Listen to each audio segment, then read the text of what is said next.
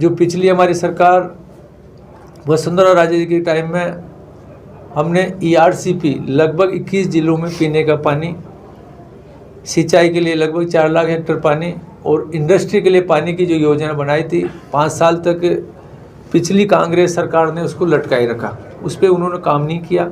हमारी सरकार बनने के बाद में सबसे पहले उसमें हमने काम किया, क्योंकि कोई भी इंडस्ट्री लगती है तो उसके लिए पानी की आवश्यकता मूलभूत रहती है। उसके लिए हमारी सरकार ने मध्य प्रदेश के मुख्यमंत्री आदरणीय मोहन जी यादव जी के साथ में बैठ के उस पर हमने काम किया और आज उसका हमने टेंडर भी लगा दिए, उसके वर्क ऑर्डर भी जारी कर दिए और 17 तारीख को देश के यशस्वी प्रधानमंत्री मोदी जा रहे हैं और उनका शिलान्यास भी करने जा रहे हैं। और जो बाकी जो उसके जो काम उसके भी टेंडर हम 17 तारीख को लगाने जा रहे हैं। तो वो एक महत्वपूर्ण योजना, वो भी हम उस पर काम चालू कर दिया। जो ये कहते थे कि आपने मूल जो उसकी योजना के अंदर में लगभग 2400 MCM पानी मिलना था, ये कहते थे कि आपको 1700 MCM पानी मिलेगा, आपने गलत एग्रीमेंट कर लिया। जबकि मैं आज आपके माध्यम से राजस्थान की जनता को बताना चाहता हूँ कि लगभग हम उसमें 2400 से ज़्यादा बढ़ के लगभग 4000 MCM पानी हमें मिल रहा है, क्योंकि उसकी डिटेल प्रोजेक्ट बनाए तो इतना पानी हमें उपलब्ध होगा। इसके साथ साथ पानी के लिए जो ताजे वाला हेड से यमुना का पानी आता है, जिसमें चूरू, झुंझुनू, सीकर जिलों के अंदर पीने के पानी की जो क्राइसिस थी, वहाँ पे जो दिक्कत थी, उसके लिए भी लगभग 500 MCM पानी वहाँ से भी हमारी सरकार ने उनसे जल्दी MOU करके वो भी लाने का काम कर रहे हैं। जो हमारा माई का जो पानी बह गुजरात जाता है, उस पर भी हमारे मुख्यमंत्री ने काम चालू कर दिया, उसकी भी DPR बना रहे हैं। तो मैं तो ये कहना चाहता हूँ आपके माध्यम से कि जो भी हमारे इन्वेस्टर यहाँ पे आएगा उनके लिए हम पानी भी उपलब्ध कराएंगे, बिजली भी सस्ती दर पे उपलब्ध कराएंगे और सबसे ज़्यादा जो हमें जो वरदान है कि यहाँ हमारे ज़मीन काफ़ी उपलब्ध है, ये भी हम उनको उपलब्ध करा के जल्दी से जल्दी जो MOU के उनको हम करेंगे। इसके लिए हमारे मुख्यमंत्री जी ने एक अलग विभाग बनाने की भी कल घोषणा की थी, जिसमें जो भी इन्वेस्टर आए तो उनकी जो भी तकलीफ हो उसको तुरंत उनका सोल्यूशन हो, जिससे यहाँ इंडस्ट्री लगे और हमारे बच्चों को, युवाओं को जो हमारा राजस्थान छोड़ के बाहर जाते हैं तो उनको रोज़गार मिले। इस पर भी हमारी सरकार काम कर रही है। मैं 4 लेन बनाने हो, हमारी सरकार ने लक्ष्य तय किया कि लगभग 9 ग्रीनफील्ड एक्सप्रेसवे जिन पे उनकी DPR के लिए हमने टेंडर लगा दिए, बहुत जल्दी उसकी DPR बन के आएगी। उसके बाद में राजस्थान की तकदीर और तस्वीर बदलेगी। राजस्थान में जिस तरह से देश के यशस्वी प्रधानमंत्री मोदी जी ने राजस्थान को सबसे बड़ा जो भारत का ग्रीनफील्ड एक्सप्रेसवे है दिल्ली मुंबई, जो आज जब उस पर जाते हैं और राजस्थान की जो तकदीर बदल रही है, कितना राजस्थान आगे बढ़ा है, वो ऐसे हम 9 एक्सप्रेसवे जल्दी ही राजस्थान में बनाने जा रहे हैं, जिससे लोगों को सुविधा भी होगी, यहाँ पे रोज़गार भी बढ़ेगा। ऐसी बहुत सी योजनाएं यहाँ पे हम लेना पूरी टोटल अभी बताएंगे तो बहुत लंबी चौड़ी है। बाकी आप लोगों को लगता है बेरोजगारी भत्ता उन्होंने दिया नहीं, किसानों का कर्जा माफ़ किया नहीं। हमारी सरकार ने जो किया उसके लिए हमें टारगेट देते हर प्रभारी मंत्री को दिया है। आज हर जो भी काम घोषणा है उसको मूर्त रूप ला रहे हैं, उनके टेंडर दे दिए, उनके वर्क ऑर्डर दे दिए। जहाँ जहाँ भी हमने चिकित्सालय की जो भी घोषणा की है, चाहे जिला अस्पताल, उनके पद सर्जित भी कर दिए, उन पर पोस्टिंग भी दे रहे हैं। आज लगभग 54,000 पदों की अकेले चिकित्सा विभाग के अंदर भर्ती कर दी। अगर मैं मेरे विभाग की बात करूं, जल जीवन मिशन की या PHD की, तो उसमें लगभग 25,000 भर्तियाँ उसमें निकाल रहे हैं।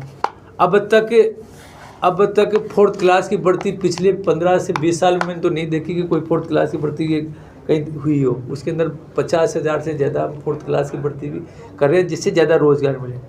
सफाई कर्मचारियों की 50,000 से ज़्यादा भर्ती उनकी कर रहे हैं।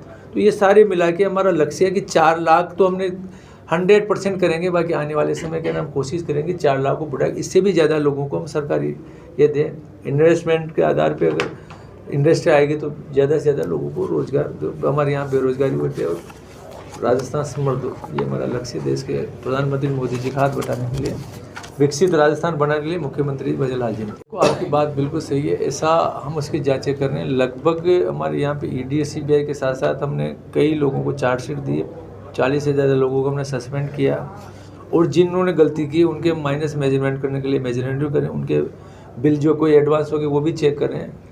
और हमारा लक्ष्य है कि जहाँ जहाँ गलती है उनको सुधार करते हुए आगे जो भी काम करें उसके अंदर कोई ऐसी गलती नहीं हो, क्योंकि JGM मार्च के बाद के अंदर इसकी समय सीमा पूरी बंद कर दी थी, क्योंकि मार्च 2024 में इसको काम पूरा करना था। और हमारा लक्ष्य है कि नागौर के अंदर, क्योंकि नागौर में अभी भी बहुत सी जगह पे अभी जल जीवन मिशन का काम नहीं हुआ। लगभग 55% पूरे राजस्थान में भी काम बचा, जिसमें नागौर में भी सबसे ज़्यादा काम बचा।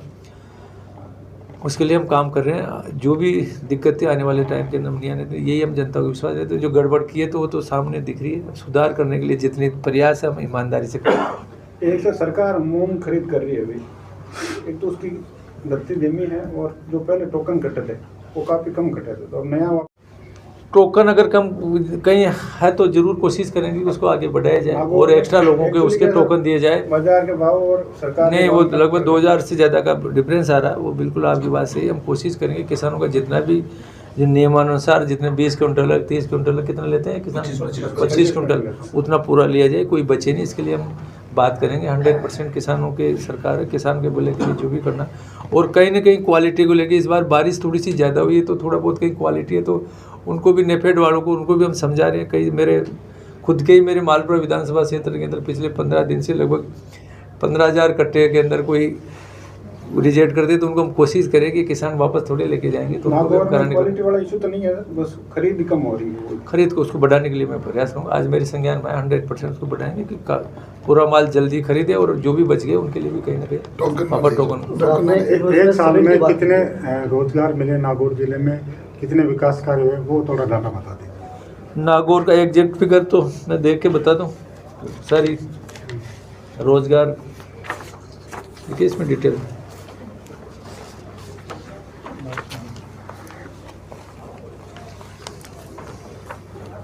यहाँ पे जिले में श्रमिकों का पंजीयन वगैरह तो इसमें दे रखे हैं। रोजगार देखिए इसमें देखने का मेरे पास इसका फिगर तो है स्टेट का, तो अब इसका मैं देख के राज्य का तो बता दिया हमने, तो नागौर को नहीं, नागौर का जरूरी है। कोई नहीं सर, कलेक्टर साहब निकाल रहे हैं। तब तक दूसरा सवाल है, आपने अभी जीरो टॉलरेंस की भ्रष्टाचार खत्म करने के बाद राजस्थान में सर करीब 400 से अधिक तो कर्मचारी है और 100 से ज़्यादा अधिकारी हैं जिनके खिलाफ अभियोजन की स्वीकृति अटकी हुई है, जिसमें कई अधिकारी तो रिटायर हो गए। सरकार क्यों नहीं कर रही? देखो, तेजी के साथ कहीं ना कहीं जो कमेटी उनको अधिकारियों के लिए हम दे रहे हैं, जिन्होंने उनकी कागज में काम करने में जो लापरवाही उनके खिलाफ कार्रवाई कर रही है। बहुत जल्दी हमारी सरकार जो भी उसका डिस्पोजल करेगी।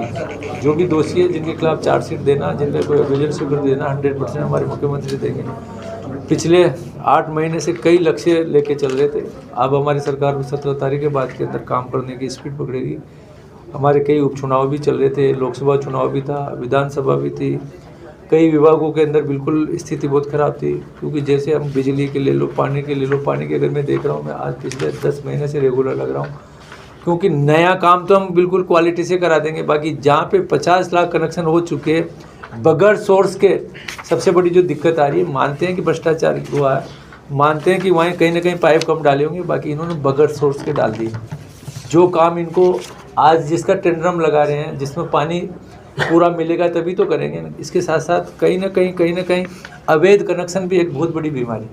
उसके खिलाफ भी हमारी सरकार बहुत जल्दी बिल लेके आ रही है। कोई भी जो अवैध कनेक्शन करे उसके खिलाफ हम सज़ा का प्रावधान करेंगे, क्योंकि मैंने देखा कि कई जगह भी लोग उस डांडी में पानी जा रहा है, किसी गाँव पानी जा रहा है, तो कोई जो मजबूत आदमी है जिसके पास लटका जोर है वो वहीं से उसको खेती भी कर रहा है। ऐसे लोगों के खिलाफ हम कहीं ना कहीं कानून लेके भी आएंगे, जिससे आम आदमी को पानी का जो उसका हक है उसको बीच में कोई छीनेंगे। ये बहुत बड़ी तकलीफ है। ऐसे ही बिजली के अंदर भी जब हम 2018 में जब हमारी सरकार थी, 2000 करोड़ रुपए का हमारी बिजली बोर्ड की कंपनियों को प्रॉफिट में थे, और जब हमारी सरकार वापस आई तब तक हमें 1,38,000 करोड़ का हमें घाटा दे के गए हम। और सबसे बड़ी तकलीफ ये हो रही है कि घाटा कोई दिक्कत नहीं, घाटा दे दी, बाकी उन्होंने एक तो घाटा होता है कि हमने कोई नए यूनिट स्थापित कर दिए, नए पावर हाउस बना दिए, नए थर्मल बना दिए, तो उनमें पैसा लग गया, इसका लोन लग गया। उन्होंने पिछले 5 साल में एक भी प्रोडक्शन, 1 मेगावाट का प्रोडक्शन नहीं किया। 1100 मेगावाट का प्रोडक्शन जो हमारी पिछली सरकार वसुंधरा जी के समय में जो किया, उसी को इन्होंने केवल उद्घाटन किया। जबकि 5 साल के अंदर खपत कम से कम 30 से 40% बढ़ गई, हर आदमी की प्रॉस्पेरिटी बढ़ गई, संपन्नता बढ़ गई।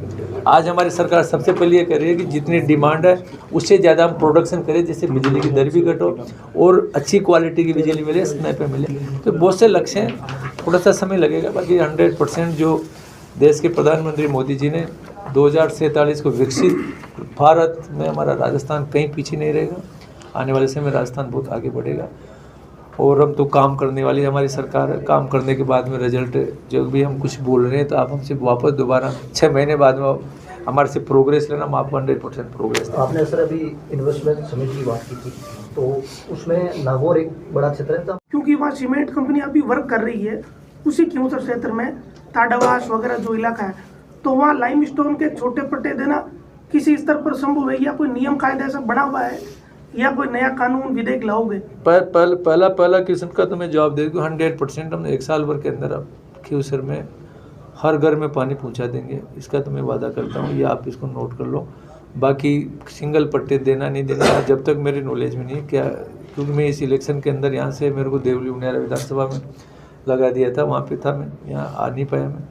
तो क्या क्या चीज़ें वहाँ क्या स्थिति में पूछ के उसका जवाब। ठीक है।